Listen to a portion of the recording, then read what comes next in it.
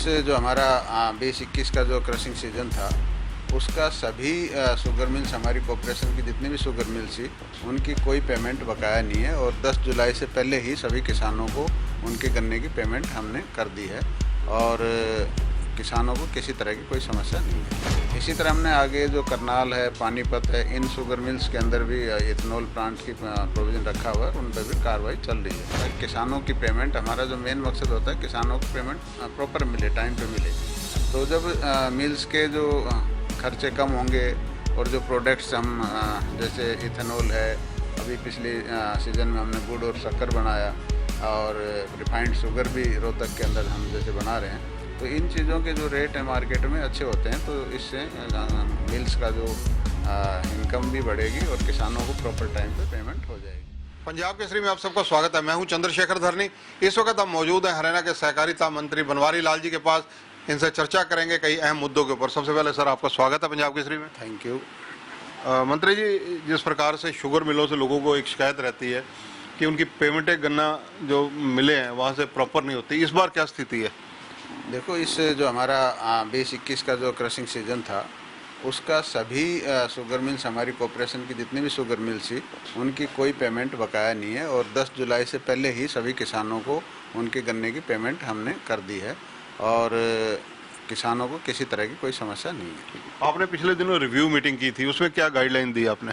अभी हमने जिस तरह से पिछली बार भी हमने मीटिंगें रखी थी और उसमें सभी मिल्स के डायरेक्टर्स को, एमडीज़ को और किसानों को भी हमने शामिल किया था। उसी तर्ज पर अब की बार भी हमने एक मीटिंग बुलाई थी, तो उसके अंदर हमने पिछले सीज़न का रिव्यू भी किया और आगे जो हमारा क्रशिंग सीज़न आएगा अभी नवंबर में जो शुरू होने वाला, उसके लिए तैयारियों के बारे में भी हमने सभी एमडीज़ को डायरेक्शन दी हैं कि वो अपनी जो जितनी भी मेंटेनेंस का काम है वो समय पर निपटाएं और नवंबर के फर्स्ट वीक में हम मिल्स को चला सकें, क्योंकि किसानों की भी ये डिमांड थी कि भाई अक्टूबर में या नवंबर के फर्स्ट वीक में सभी शुगर मिल्स चलनी चाहिए। तो इस समय हमने सभी को डायरेक्शन दी और उन्होंने आश्वस्त किया है कि हम सितंबर अक्टूबर तक सारी मेंटेनेंस कर लेंगे और नवंबर के अंदर मिल चलाएंगे। मेथनॉल को लेकर आपने कुछ प्लानिंग की है, वो प्लानिंग क्या है? देखो, जिस तरह से शुगर खाली चीनी बनाने से जो शुगर मिल्स को इतना फ़ायदा नहीं होता, क्योंकि कॉस्ट ज़्यादा पड़ती है और जो उसकी सेल होती है वो कम रेट में होती है।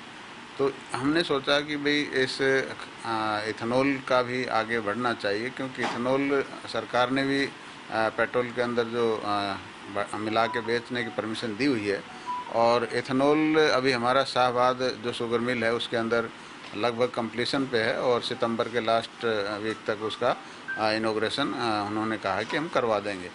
इसी तरह हमने आगे जो करनाल है, पानीपत है, इन शुगर मिल्स के अंदर भी इथेनॉल प्लांट की प्रोविज़न रखा हुआ है, उन पर भी कार्रवाई चल रही है। तो ये और चीज़ें जैसे मिल्स का भाई घाटा कैसे पूरा किया जाए, तो इस मतलब इस पर हम काम कर रहे हैं ताकि किसानों की पेमेंट, हमारा जो मेन मकसद होता है किसानों को पेमेंट प्रॉपर मिले, टाइम पे मिले। तो जब मिल्स के जो खर्चे कम होंगे और जो प्रोडक्ट्स हम जैसे इथेनॉल है, अभी पिछले सीज़न में हमने गुड़ और शक्कर बनाया और रिफाइंड शुगर भी रोहतक के अंदर हम जैसे बना रहे हैं, तो इन चीज़ों के जो रेट है मार्केट में अच्छे होते हैं, तो इससे मिल्स का जो इनकम भी बढ़ेगी और किसानों को प्रॉपर टाइम पे पेमेंट हो जाएगी। तो ये हमारा काम चल रहा है। मंत्री जी, इथेनॉल का जहां आप करने जा रहे हैं, प्लानिंग आपने कर ली है, वहीं क्या जो देसी शराब बनती है उस पर भी कोई रिस्ट्रिक्शन रहेगी या उसके लिए कोई नीति बनाई गई हो? नहीं, उसके लिए अभी कोई नीति नहीं बनाएगी, अभी इथेनॉल के ऊपर ही काम कर रहे हैं। जो अगर कहा जाए कि जो चीनी है, चीनी का उत्पादन बढ़िया हो, जो मार्केट की डिमांड है उस हिसाब से चीनी का निर्माण हरियाणा में भी हो, उसके लिए क्या प्लानिंग है आपकी? नहीं, चीनी तो बन रही है, चीनी तो मतलब कोई कमी नहीं है चीनी में। एक्स्ट्रा चीनी की बात नहीं है। एक्स्ट्रा क्या मतलब? जो रिफाइंड चीनी। हाँ, रिफाइंड हमारी शुगर रोहतक के अंदर बन रही है सिर्फ अभी फ़िलहाल तो, लेकिन आगे गोहाना में भी हमने कहा था पिछली बार भी ट्रायल करने के लिए, तो और धीरे धीरे सभी शुगर मिल के अंदर रिफाइंड शुगर हम बनाने जा रहे हैं। ऐसी भी चर्चा है कि आपको विभाग को मतलब कारीगरों की कमी आ रही है, अच्छा और बढ़िया गुड़ बनाने के लिए आपने कहा हुआ है ताकि उसकी सेल हो सके। पिछली बार क्या है कि ये फर्स्ट टाइम 3 मिलों के अंदर हमने पलवल, कैथल और महम के अंदर गुड़ और शक्कर बनाने का काम किया था। लेकिन शुरुआत में कुछ कमियां तो आती हैं, तो उसमें हमने कहा कि भाई जो भी कमियां पिछली बार रही उनको सुधार करें, और जो भी कारीगर वगैरह, जो भी मशीनरी वगैरह की और ज़रूरत है उसको अपना पूरा करके अच्छी क्वालिटी की गुड़ और शक्कर बनाएं, और उसकी जो पैकिंग है उसको भी थोड़ा सा ठीक करें, ताकि लोगों को एक अट्रैक्टिव पैकिंग लगे, तो लोग ग्राहक जल्दी से खरीदता है। आपके पास जो विभाग हैं वो सीधे जनता से जुड़े हुए हैं, तो कहीं ना कहीं मार्केटिंग कमज़ोर है, कहीं ना कहीं जो इस मामले में सुधार करने की ज़रूरत नज़र आती है।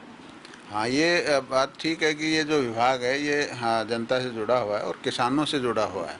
और जो देश के प्रधानमंत्री बार बार कहते हैं कि भाई आत्मनिर्भर भारत की तरफ हमें बढ़ना चाहिए, तो जो आत्मनिर्भर भारत का जो सपना है और जो उसका टारगेट है, वो कॉर्पोरेशन डिपार्टमेंट के ज़रिए ही पूरा किया जा सकता है। क्योंकि इसके अंदर हमारे जितने भी किसान हैं, वो उनका जैसे गाय भैंस पालना, खेती से संबंधित प्रोडक्ट्स हैं, या हमारी सेल्फ हेल्प ग्रुप को बढ़ावा देना, एफपीओज़ को बढ़ावा देना, ये सब चीज़ें कॉर्पोरेशन से ही संभव हैं। तो डेफिनेटली ये लोगों से जुड़ा हुआ विभाग है, और इसी के ज़रिए हम आत्मनिर्भर भारत के रास्ते को कवर कर सकते हैं। हरियाणा के सरसों के तेल की अगर चर्चा की जाए तो हिमाचल प्रदेश और कुछ राज्य हरियाणा से मांग रहे हैं, इसमें कितनी सत्यता है? क्या सप्लाई कर पाएगा हरियाणा इन स्टेट्स को? नहीं, अभी हिमाचल वालों ने भी मांगा है हरियाणा से, और उसकी सप्लाई हम कर रहे हैं। हरियाणा में काफ़ी अच्छा एफेड तेल का अच्छा उत्पादक है, और हमारा जो एफेड की जो ब्रांड है उसकी काफ़ी विश्वसनीयता है, और लोग इसको चाहते हैं। टेट्रा पैक को लेकर क्या प्लानिंग है? अभी टेट्रा पैक का एक प्लांट रोहतक में भी लगाया जा रहा है, और जो आगे हमारा जो दक्षिणी हरियाणा में एक प्लांट लगना है, मिल्क प्लांट, उसके अंदर भी हम टेट्रा पैकिंग का प्रोविज़न डाला हुआ है। और इससे ये होगा कि हमारे जो प्रोडक्ट्स हैं, जैसे दूध है, दही है, लस्सी है, कोई भी जूस है, ये सब काफ़ी समय तक रह पाएंगे, और इससे काफ़ी फ़ायदा होगा। मंत्री जी, जो वीटा है काफ़ी अरसे से घाटे में भी रहा है, लेकिन अब ऐसे ही चर्चा है कि 26 करोड़ के करीब उसने मुनाफा कमाया। इस साल का टारगेट क्या रहेगा और कैसे और इसमें जो है संसाधन बढ़ाए जाएंगे? देखो, वैसे मेरे ख्याल से बेटा तो कभी घाटे में नहीं रहा होगा, मैंने तो नहीं सुना, लेकिन अब की बारी सही है कि 26 करोड़ रुपए का वो बेनिफिट हुआ है। और आगे भी इसमें सुधार ये है कि हम जितने भी जो डिस्ट्रीब्यूटरशिप है वो बढ़ा रहे हैं, और जो विटा के बूथ है वो भी बढ़ा रहे हैं।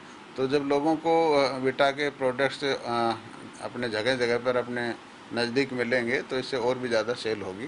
तो इसमें हम जो आप कह रहे हैं भाई, मार्केटिंग में भी थोड़ा सा उसमें सुधार कर रहे हैं, कंसल्टेंट वगैरह ले रहे हैं, तो इसमें काफ़ी सुधार हम कर रहे हैं। प्रधानमंत्री भी चाहते हैं कि सहकारिता में लोगों की भागीदारी बढ़े, नए नए लोगों को सुविधाएं भी मिलें, और अच्छे जो हेल्पिंग सेंटर हैं वो भी डेवलप किए जाएं। पैक्स को लेकर क्या प्लानिंग है आपकी? देखो, पैक्स का सबसे पहले तो उसका कंप्यूटराइजेशन का काम शुरू हो रहा है, और उस पर कार्रवाई चल रही है। क्योंकि कंप्यूटराइजेशन होने के बाद जो भ्रष्टाचार या कोई गलत तरीके की एंट्रीज वगैरह होती थी, उनको चेक किया जा सकता है। और उसके बाद जो हमारे जितने भी पैक्स हैं उनको सबको मल्टी सर्विस सेंटर बनाएंगे, ताकि खाली खाद, बीज और ये लोन तक ही सीमित ना रहें। ये और भी सामान यहाँ पर बिके, ताकि उनका जो भी उस कमीशन आएगा उससे मतलब उसके स्टाफ की तनख्वाह निकले, और उसका मेंटेनेंस हो, और जो घाटा पैक्स, जितने भी पैक्स घाटे में, वो सुधार हो उनका। जो अटल सेवा केंद्र है उनकी तर्ज पर भी कोई स्कीम शुरू करने की प्लानिंग है आपके डिपार्टमेंट की?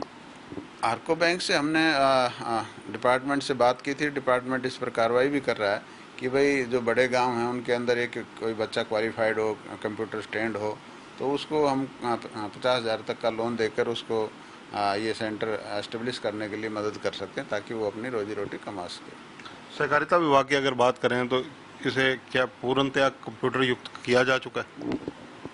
अभी बताया पैक्स का काम चल रहा है, बाकी तो हमारे जितने भी डिस्ट्रिक्ट के कोऑपरेटिव सेंट्रल बैंक है वो कंप्यूटराइज्ड हैं, आर्को बैंक कंप्यूटराइज्ड हैं। सिर्फ पैक्स के ऊपर काम चल रहा है, ये हो जाएंगे तो फिर सारा सिस्टम कंप्यूटराइज हो जाएगा। धन्यवाद मंत्री जी। तो ये हैं हरियाणा के सहकारिता मंत्री बनवारी लाल जी। इनका कहना है कि जो सहकारिता विभाग है उसमें जो सुधार चाहिए वो हरियाणा सरकार करती आ रही है और लगातार करने के प्रयास जारी हैं ताकि लोगों की भागीदारी सुनिश्चित की जा सके, किसानों को लाभ मिल सके। कैमरामैन संजय सिंह के साथ चंद्रशेखर धरनी, पंजाब केसरी टीवी, चंडीगढ़। हमसे जुड़े रहने के लिए हमारे YouTube चैनल को सब्सक्राइब करें और नई वीडियो की नोटिफिकेशन के लिए बेल आइकॉन को दबाएं। अगर आप ये वीडियो Facebook पर देख रहे हैं तो लाइक जरूर करें और ज्यादा से ज्यादा शेयर करें। धन्यवाद।